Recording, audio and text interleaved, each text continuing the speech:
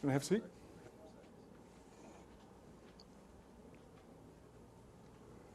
So I'll start with some of the very simple approaches, like if we were in a bookstore or something like that.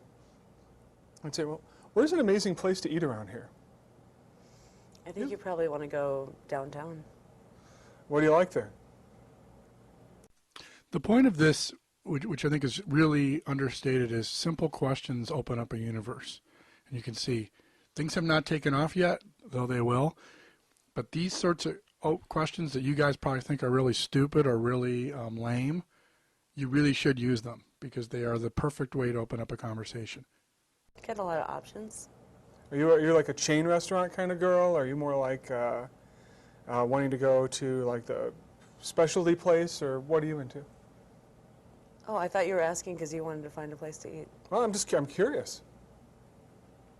Depends what you want to eat. All right, well, what do you like to eat? I like a little of everything. Okay. So here's a question for you that I've been asking people lately that I think is pretty interesting because it tells you about them. And I'd like to know this about you. What would you do if somebody gave you $1 million? I have no idea. Really? You never thought about what you would do or what you'd like your life to be like? No, I've thought about it. I don't know what I would do, though. Oh, what might you try? I don't know. Really? She doesn't. See, at this point, I'm like, there have been at least 3 things I've tried and I've gotten like nothing back, and I don't care, right? And she's not caring. So at this point, I might jump on the thing, but I don't care, right? That's where we're going with that. Well, it doesn't make any sense to me that you haven't thought about what you might want to do. I mean, I know I've thought a lot about what I would do if I could do sort of whatever I wanted or if I had unlimited funds. Would you like go to an island in the Bahamas and drink mojitos and just hang out? Or what would be something that you would be interested in doing? I'm not inviting you. I think it's a super personal question. I just don't really want to tell you. All right, well, that's fine with me. I love this woman. She's such a fucking bitch. Yeah, she is incredibly mean. But now you can see that I'm making it more confrontational. I'm going into the, I forgot what it was I just said. It's strange to me that you wouldn't have thought about it. Or Yeah, you're pinning her on specific. She's saying things that are incredibly vague and generalized, and you're pushing her for specific. Are you sure? What about this point? What about this point? What about this point? To get her to react. Let's see what happens next. I mean, for me, I'm done. I don't know if you've got ideas here.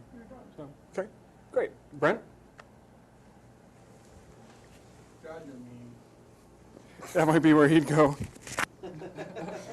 Right, because you could escalate it. I mean, the thing is, I don't particularly feel like giving her a lot of shit. You know what I'm saying?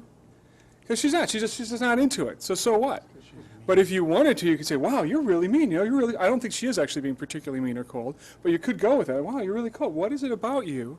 So you're the kind of woman who is really cold and mean to guys, who ask simple questions. You're the kind of woman who takes things really personally when people ask simple things like, "What would you do if you won the lottery?" What's up with that? Right? Now, maybe I'm doing it now, but it didn't occur to me when I was there, so like, no, I'm just done. I'm out of here. Once you stand up, all the answers come. Once I stand up, all the answers come. So those are some other options. Let me give that a try. This is great. I love this. This is awesome. You stand up, and then all the lines show up. That's exactly how it is for everybody. But what's great is that I like that you're detached from this. You know, I think that's a really healthy attitude. You know, you try a couple things. If it doesn't well, you get the fuck out. Why? You know, we have this attachment that it always has to work out when we're really, that's ridiculous, you know? Yep. And I think that the reason that possibility opened up for me when I stood up, like, oh, I can see all these possibilities, is that I really did let go. You know, for most guys, they look at a hot woman and suddenly they tighten up, you know, and I think it happens to us some too. It just always seems to happen. Like, I got to make this work. But if you can really let go of making it work, and having some lines in your mind that you can use will help you let go of having to make it work. So, you know, lines to practice out loud are lines like, oh, so you're the kind of woman who's mean to strangers who ask simple questions. Or you're the kind of woman who takes things personally when they really aren't all that personal. So let's see what happens next. I think I'm going to get a lot of no from her at this point, right? But, so you're the kind of woman who's just an automatic no to every question when somebody comes. Did something happen to you that would really scare you for people? No and no. Okay. No? Are you going to say no right now? I'm going to say I think that what you're doing is interesting, but it's also kind of offensive. Okay. So, what else is it's also kind of offensive? It's offensive, unlike your behavior, you fucking bitch. All right, let's see. I'm sorry, I had to say that. But I mean, there's a lot of women who you hit the wall with like this, who one hits the wall with like this. But as we'll notice, as this goes on a little bit more, it does open back up too, which is really interesting. Is there's this whole concept that you should never be offensive to a woman, or to anyone, or that no woman's ever offensive to you, which they seem to feel perfectly free to do a lot of the time. This woman certainly does. So let's see what happens as we go on. But it also points to, like, you guys watching have this idea of the perfect seducer, that if you are the best seducer in the world, every time you approach a woman, it will lead to sex and the ultimate outcome, which is not true. At every moment in this interaction, you're putting it on the table that it may dissolve and she may get up and be done with you, and that's it. And you're okay with that. That's where we want you guys to come from. Yep, you'll have a lot more success that way. So let's see what happens. Now, one of the core ideas that if you're going to be in interactions that have some intensity is you always agree with negative assessments of you, and you always disagree with positive assessments of you. You'd say, well, so what offends you? I mean, I'm glad you're interested, that's fine, but what offends you? What's offensive to you? You're trying to dig into me, you don't know me, but you're not offering anything about yourself, and I don't trust you. Oh, so you'd like to know more about me? Sure. What would you like to know about me? I don't know. Tell me something about yourself. Well, gee, what would I do if I could do anything? Okay, I got to jump in here and interrupt myself. Now, how would you like to go up to a super hot woman in a bar and have her complaint be about you that she wants to know more about you? Did you guys, as you watch this, did you see this coming at all? That you're not sharing more about yourself. I want to know more about you. It is weird. Yeah, I mean, it's not like she's getting, taking her clothes off at this point, but you can feel that because I've been willing to engage in the conflict, there is a moving towards me that is happening. We were just talking about how there's a guy here who just came back from being a month-long vacation in Fiji. And I was saying, wow, I have a 4-day vacation planned at Christmas time, and it's the first vacation that I've had in as long as I can remember. So I was thinking, what I would do is I would go spend a month in Fiji if I could do whatever I wanted to do. Really? Yeah, or someplace they just had a coup there, so maybe not. But someplace like that. I mean, I've never done, I don't know if you've done this, but I've never done the go lie on a beach thing. Never done it. Never I have. have. It's good. You should do it. I mean, it's not boring, or is It's it not just, boring. what happens that makes it interesting? I mean, I'm genuinely Snorkeling curious. is really fun. Snorkeling?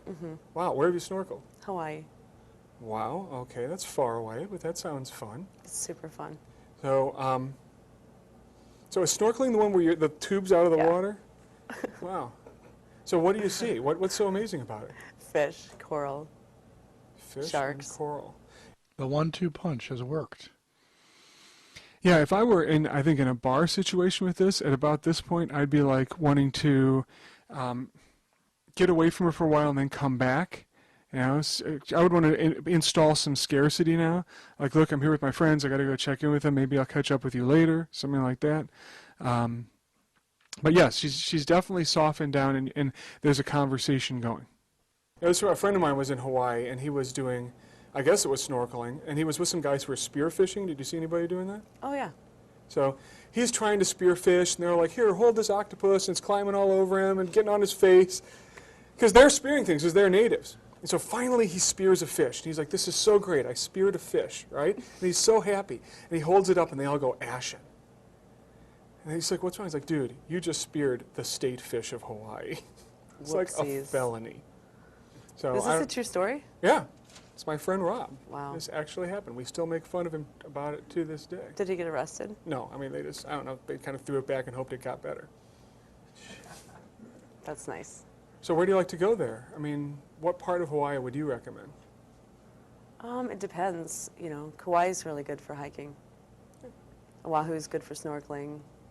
Big Island's good for volcanic beaches and lava. So did you see any of the live hot lava? Yeah. So I can stop now. We're like in a conversation, right? And the thing to notice is we went through a A rocky point? rocky point. And now I don't even know your name. What's your name? Jennifer. Jennifer, I'm David. One thing that we know about each other now is that we can actually go through a rocky point and still be in an interaction. Now, we're still really undecided about each other, but we know that we can, I mean, there's a way in which that builds a little bit of trust versus just connecting. We know we can survive a disconnect. Anything else on that? Thanks. Thanks. And that if you looked at the standpoint of the conversation clusters, things are jumping around. And both of these examples can go in really unpredictable ways. And you're throwing out these things that you don't know where they're going. All of a sudden now there's this whole story being built up in a dramatic fashion about Hawaii and about all these things, and all these different components are being weaved together in an unpredicted way that you would have never, we sat down, we don't know Jennifer. It's the first time I've met Jennifer. So this is all these stories are cooking. So that's one thing to notice, and how easy it is with the no segue thing. Things are flipping, and it seems perfectly natural. Can I ask Jennifer a question? Sure. Jennifer, I mean, the energy totally, initially he's asking all these questions, you're not getting, and he's asking you stuff, he's not saying anything. You pretty much said, this is creepy, you're asking me stuff. So there's a conflict. And then he started telling something about himself, his Hawaii fishing story. You guys, your energy totally changed. My question for you straight up is that had he gone in, so you had the conflict, then you had better energy.